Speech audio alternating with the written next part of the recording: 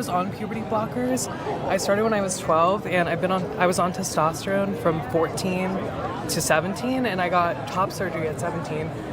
Totally messed my life up. Today, the Supreme Court ruled in United States versus Grimedy that Tennessee's ban on medical care for transgender adolescents can stand. This devastating decision allows for the government to continue to displace the aligned judgment of parents, adolescents, and their doctors. To allow them to make a decision that will affect not only the entire course of the development physically, psychologically, and reproductively is completely ridiculous. It's a case that brought hundreds to the steps of the Supreme Court back in December to advocate for protecting children. But the two sides differ on what that looks like. I have kids who need support, and it changes their lives when you give them this kind of gender affirming care, and it saves lives. To allow them to make a decision that will affect not only the entire course of the development physically, psychologically, and reproductively is completely ridiculous. The justices had to consider a Tennessee law that bans puberty blockers and hormone therapy for kids who want to transition. The Biden administration argued the law is discriminatory, but the Supreme Court ultimately ruled it's constitutional. We think that the court just got it absolutely wrong, and as a material matter, it's devastating for the people who are most affected. Writing for the majority, Chief Justice John Roberts says the law does not prohibit conduct for one sex that it permits for the other. Under SB 1, no minor may be administered puberty blockers or hormones to treat gender dysphoria, gender identity disorder, or gender incongruence. All three liberal justices opposed the ruling. More than 24 states have some type of ban on transgender treatments for minors. This ruling allows those laws to remain in effect. Hey everyone, welcome back to the channel. And today I wanted to get to this story before it gets just down the road. But that being said, there's a win. This is a win. I don't care what anybody says about all of this nonsense. In my opinion, it's a win. And we have all of the evidence to show this is a win. There is no such thing as trans kids. And they just said it. The Supreme Court ruled on it. It's done. It's done. But of course, all these hard-edged trans activists, the number one being this dude, or whatever you want to say about this person. I'm going to just respect Chase's space. That Chase Strongio is the attorney from the ACLU that argued this in the Supreme Court to say that trans kids exist. But wait, I have totally threw the community, his community, not mine, under the bus. He admitted to things I'm going to show you here, and the reason why this actual law needs to be in effect. We have to protect these children from wingnut trans activists with no proof, zero proof, except to show that it does not actually help these children. And majority of them grow up. And that person that was speaking there, that young person, that's Chloe Cole, who did do all of this and detransitioned, which is like the thorn in the side of these trans activists, to show you that it didn't work for her and that she wished she never did it. And she wished she never took hormones and cut her breasts off and did all the irreversible things that these trans activists keep saying. So I'm very excited to hear that the reality came back to sex-based situation. Sex-based. The world runs on sex-based reality, people. Men, women, female, male. You can't change your sex. You cannot change a child's sex. You cannot give kids irreversible hormones, puberty blockers, and surgeries, which they have been telling you all along that wasn't happening. But let me just move forward here. I have some really great stuff. So I wanted to open up with that. And I wanted to, again, thank you so much for subscribing to the channel, to liking the videos, and to helping this channel grow so I can continue to bring you all of this important information around the trans insanity that's happening, in my opinion. And I'm not going to stand with that nonsense. So hurting children, it's disgusting. So the next one I want to bring you up. So that was from Fox News. And so just so that people don't think I'm being one-sided, I'm going to also bring you up. Well, here, let me show you what this Let me just show you this here next. Letting in after today's Supreme Court decision, Senate Minority Leader Chuck Schumer is voicing his concern with today's ruling. Okay. You know, this Supreme Court seems to have forgotten that one of their jobs is to protect individual rights and protect individuals from being discriminated against. It's an awful decision. What can be done? Well, on the floor, we had a bill that the Republicans wanted to take away these rights, and we got, I believe, every Democrat voting against it, so it failed because it needed 60 votes. So we're going to explore every solution. But here's the thing I want to say about these people. Why are you speaking for trans people? You don't know. If Chuck Schumer, if you looked at all the facts, you would know that it was the right decision to make because they could not argue that sex can be changed. Okay. It cannot be changed. That was the argument. Is sex immutable? You cannot change your sex. That was the argument in this case. And it showed that you cannot change a child's sex through puberty blockers, through cross-sex hormones. I will continue to keep telling you, I've been 32 years in transition. I am still biologically female. So you are not only lying to these children, you are abusing these children by giving them irreversible hormone surgery and then telling them, oh yeah, you're really a boy, until somebody like Chloe Cole gets into a space and says, wait a minute here. I actually didn't. I don't feel better. I feel worse on some level. I feel, how dare we do that to a child? So, when we have people like this disingenuous Chuck Schumer saying, oh, this is not fair. This is not good. You're not doing your research and you're not being fair and you're being biased. You're not being unbiased and looking at all the facts because this trans space has got you guys so backed into a wall. It's crazy to me that you're not listening to all trans people. There's this idea that listen to all, but you never listen to all trans people. You only listen to the trans people that you feel, I don't even know why, other than I feel like it's all politically motivated, to be honest with you. So I want to make sure that you all understand that I'm not here just to do one side. I'm here to sort of bring you all sides and my opinion on all of this. And now let me bring you this other side from, I think, CBS, okay? Jeff Rosen, who is the president and CEO of the National Constitution Center, for his perspective on that. Jeff, always great to see you. Thank you so much for joining us. Explain to my audience what the court decided today. It's an important decision. The court upheld a Tennessee law that restricts sex transition treatment for minors. A bunch of states have passed these laws, and it forbids minors from getting puberty blockers or hormones for the purpose of transitioning. And the court in a 6-3 decision said that this law doesn't violate the Constitution because it doesn't classify on the basis of transgender status. Basically, it prohibits people from getting these hormones if they're under a certain age for the purpose of transitioning. That's right. But it doesn't prohibit using treatments for other purposes. And therefore, it doesn't trigger what's called heightened scrutiny. Now, this could have had huge implications if the court had come out differently and said that any law that mentions transgender status is subject to heightened scrutiny.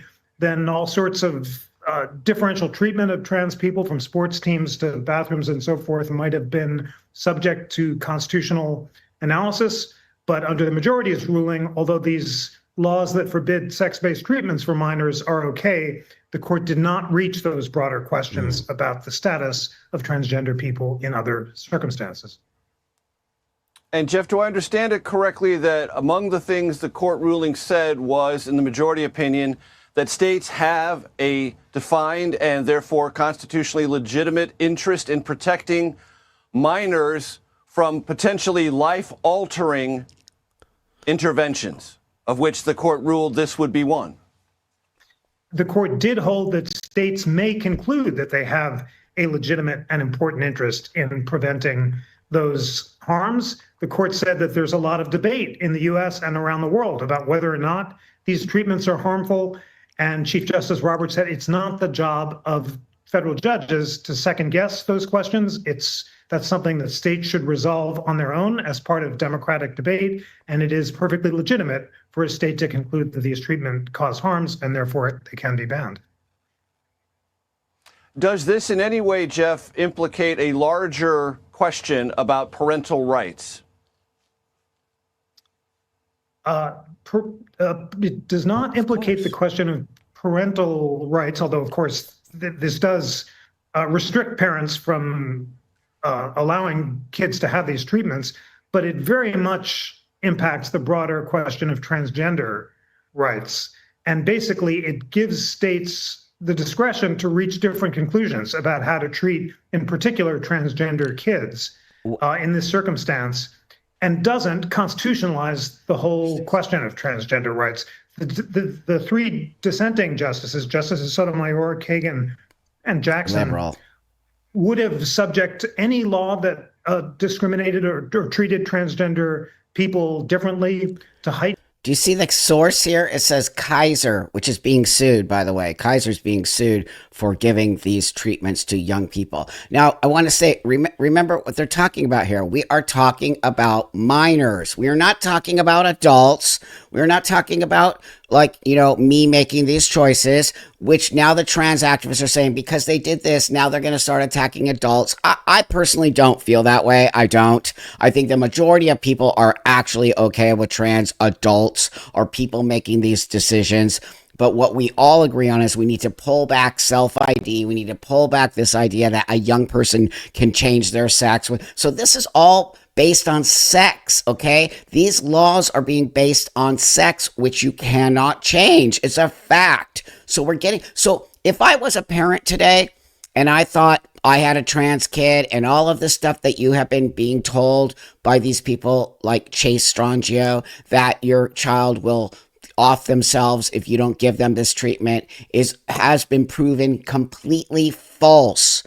And even Chase Strangio said it in the Supreme when he argued this. He actually admitted. So I'm going to show you. First, let me show you what this is the lawyer. He is a lawyer. I don't know why I'm doing that. He's actually a lawyer, a transgender lawyer, and the first to argue, which I feel like they just wanted to have the first trans lawyer to argue. If they were smart, they would have got somebody who had a lot more experience to argue this in the court of law, but they didn't. They needed to have the first trans lawyer who just blew it, totally blew it. But that being said, so here's Chase's reaction to today. The Supreme Court ruled in United States versus Grimedi that Tennessee's ban on medical care for transgender adolescents can stand.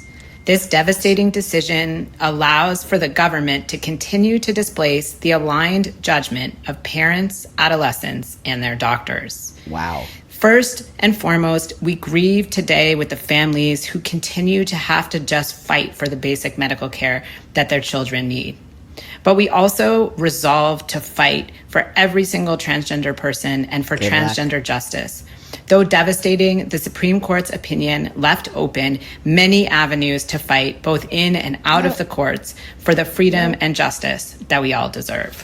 So first off, buddy, you're not fighting for me, okay? Because I disagree with you, and a lot of transsexual people do. So you're not fighting for me. Secondly, did you hear what he said? He said to fight for the parents, the adolescents, and the doctors, okay? Why didn't you keep it that way in the first place? Why didn't you keep this under that situation and not bring it to the forefront of the world and indoctrinate all these people into waving signs, if that was the most important thing for you, wouldn't you have kept that into a private space? Okay. Number 3, we know we have disingenuous doctors who are part of this transgender youth. He said adolescent. He actually said trans adolescent. Those two words should never be in the same sentence. So this dude is sketch. Okay. And here's how I'm going to, so I think I want to show you this first, okay? So this guy, when he was arguing this in the Supreme Court, I want to show you what he said. This is one of the things that happened, okay? And it says his case was doomed as soon as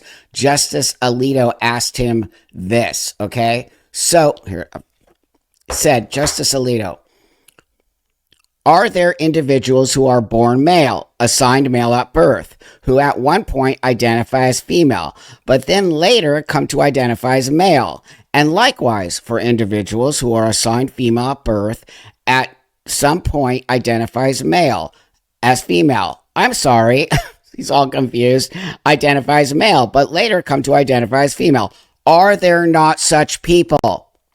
Mr. Strongio. There are such people. I agree with that, Justice Alito. Justice Alito. So it's not an immutable characteristic, is it? Bam. Totally noted. Right there. Totally admitted. You can't change your sex. Okay. Then the next thing was this, which is also quite fascinating to me. So then this is from the New York Times article that came out. Okay. So then this one says, pressed on the long-standing claim during this whole court case, pressed on the long-standing claim that gender-affirming care prevented dysphoric teenagers from killing themselves, Strongio conceded the point. There is no evidence, he told the court, that this treatment reduces, you see, you guys, that this treatment reduces completed suicide. Adding that completed suicide, thankfully and admittedly, is rare. Right there. Right there. Admitted it. After years of saying that if you don't transition your child, they will off themselves. He is a hypocrite. He's a liar. And they all lied about it. It is not true. There is no evidence that if you don't give it. So the parents of these so-called trans kids are being told by doctors and the trans community that would you rather have a dead son or an alive daughter? That's called gaslighting. And that's a complete total lie. And I sure hope there's some parents watching me today and hearing what I'm saying. You've been gaslit. And if I see one more parent with 5 trans kids, I'm going to barf. It's so disgusting that you people are doing this to your children. There is no such thing. These kids are dysphoric. That's a fact. Kids can have dysphoria. But stop calling them trans kids and understand that the majority understanding that the studies they have done, the majority of these kids will actually grow out of the dysphoria. Stop giving them these medications that are so irreversible. It's disgusting. So I want to also bring this up because I believe this is actually a very important part of Chase Strongio. I went and looked at his Wikipedia page. So this is Chase Strongio's Wikipedia page.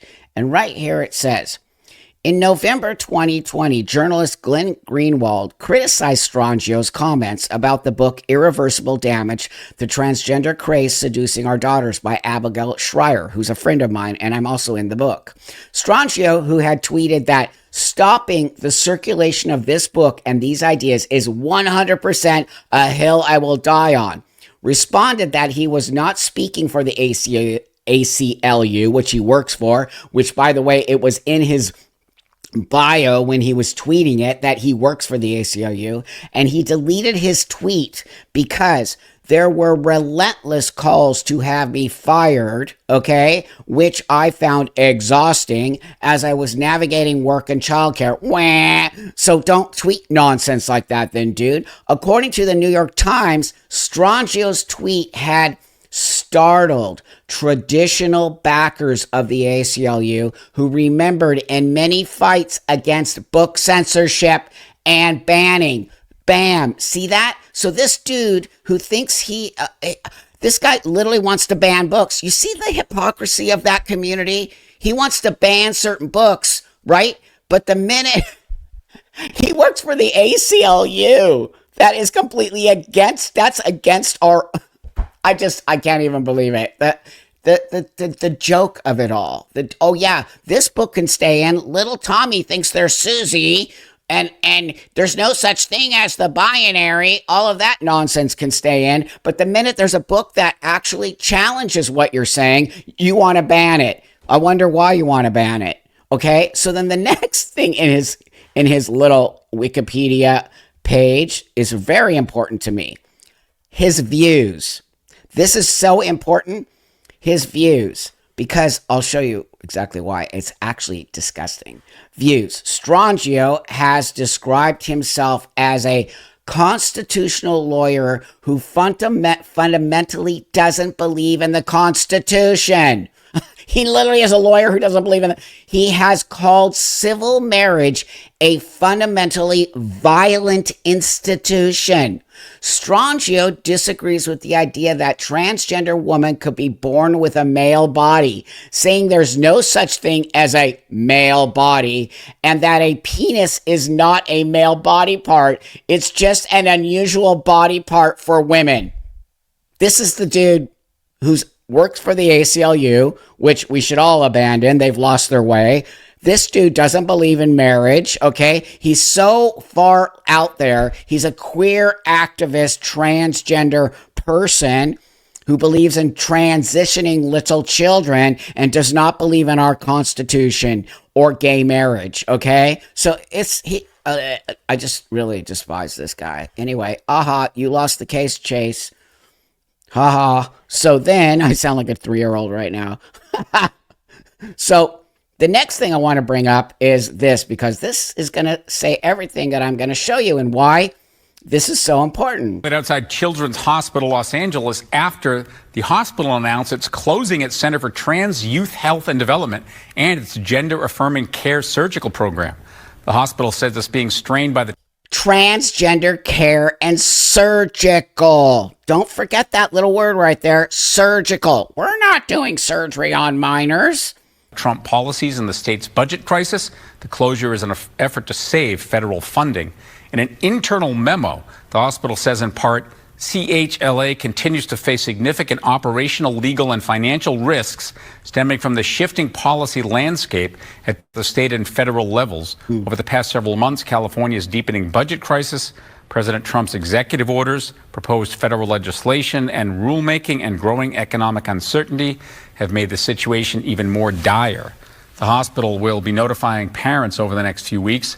The Trans Youth Health Center and the surgical program will close July 22nd.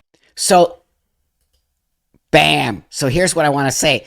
If they really did care about this and they really did have trans kids, there's like a ton of trans kids there, right?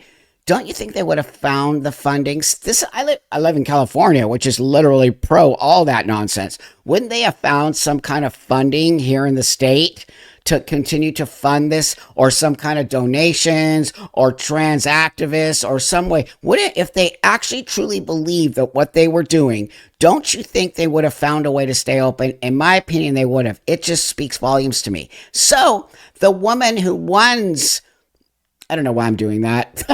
The woman who runs the Los Angeles Children's Hospital Youth Gender Clinic, Dr. Olson, okay? Watch. I don't know if you know that we as taxpayers funded like $1 million study on puberty blockers that Dr. Olson Kennedy did, okay? Joanna Olson Kennedy, I think it is, or it's like Kennedy Olson, whatever. This doctor who's so obsessed with transing kids did a study. The study didn't come out the way she wanted the study to come out. She never released the study. I think we all know that at this point.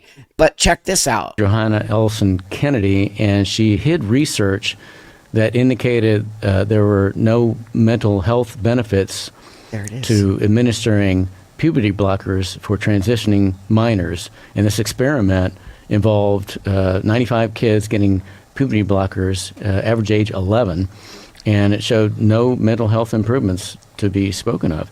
But she sat on that because apparently it didn't comport with her political beliefs.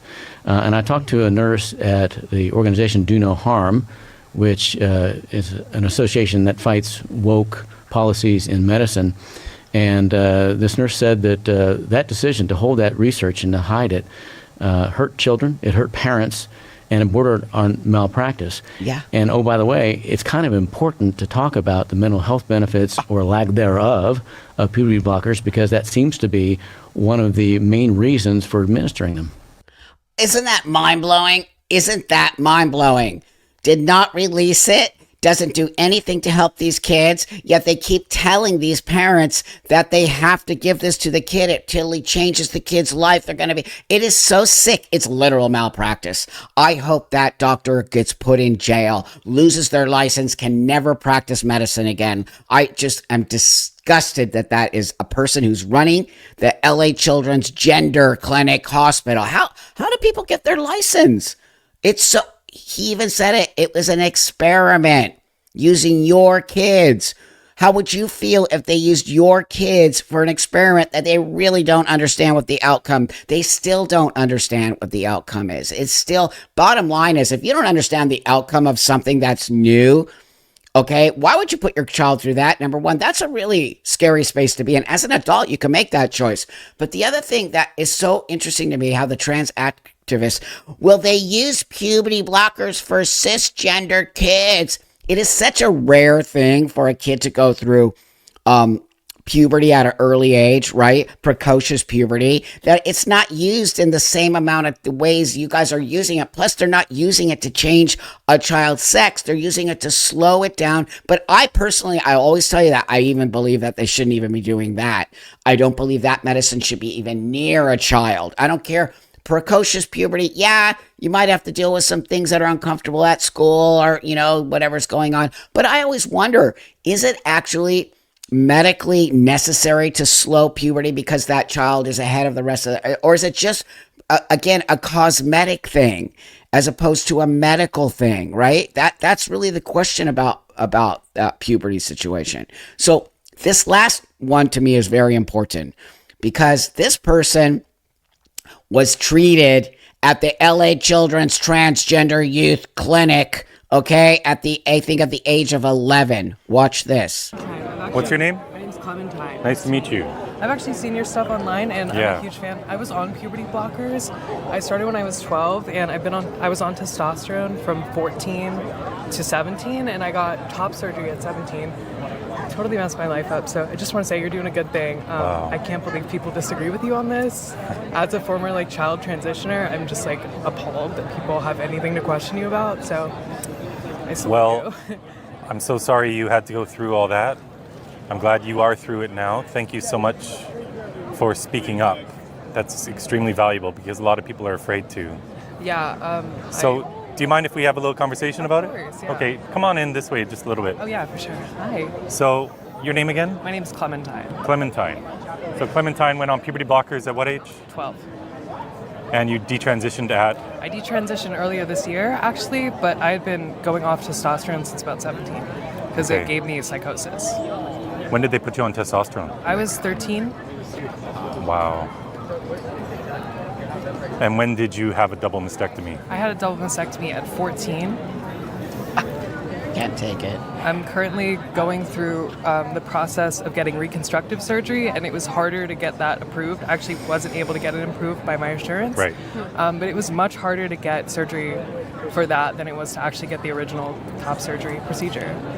For everyone watching this who says this isn't happening, well, it happened to Clementine. At 14, a double mastectomy, puberty blockers at 12, testosterone at 13. How old are you now? I'm 20 now. I just turned 20. Have you ever talked to anyone about suing? I can't disclose what's going on, but it's... Okay, because I'm here to help you I'd find like someone to if you do. need someone.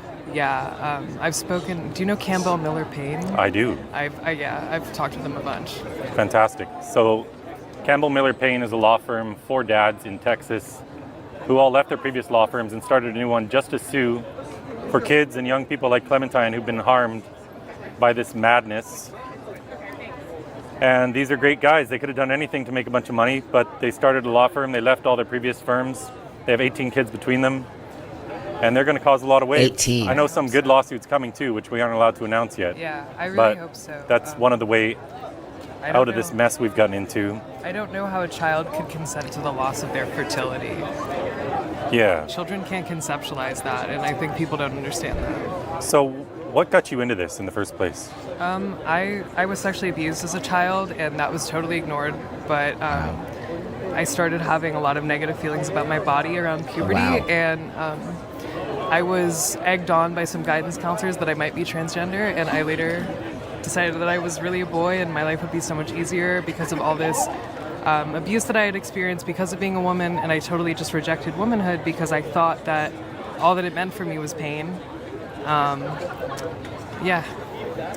That's kind of how I got there, but and what got getting you out? out of it, getting out of it was a really difficult process for me, but mostly it was just getting the right therapy. I went to DBT therapy and we never discussed my gender. We only discussed my sexual abuse. And after I dealt with that, I realized I didn't want to do this anymore, and the loss of my fertility and my body just started to really sink in. And I realized, like, oh my God, I've built this entire persona around misogyny. Do you know for sure that you've lost your fertility? I'm not 100% sure, Okay. but... I just don't even know what to say. I'm disgusted and blown away that people like Chase Strangio continue to lie and represent the ACLU and the transgender lies and deceit that people like Clementine and Chloe Cole and Prisha and so many others that I have interviewed on my channel don't exist. You know, when a movement tries to hide something, you better pay attention, because it means that there's something actually happening that they don't want you to see. This young lady was never given mental health care. She was egged on by counselors, because now in the therapy world, you're not allowed to push back on these children and tell them no. You're only allowed to affirm a child's notion that somehow they think they're a boy and not a girl, or a girl and not a boy. But that also being said, don't you think it's kind of interesting that the majority of these trans kids happen to be females and not males? That should also be a red flag for us. There's a reason that's happening. And we know this woman just stated that she was having issues about her body. She had SA happen to her. Nobody discussed that with her. So of course she wanted to distance herself from her body because it had been abused. Like it's just there. It's all in our faces, all of it.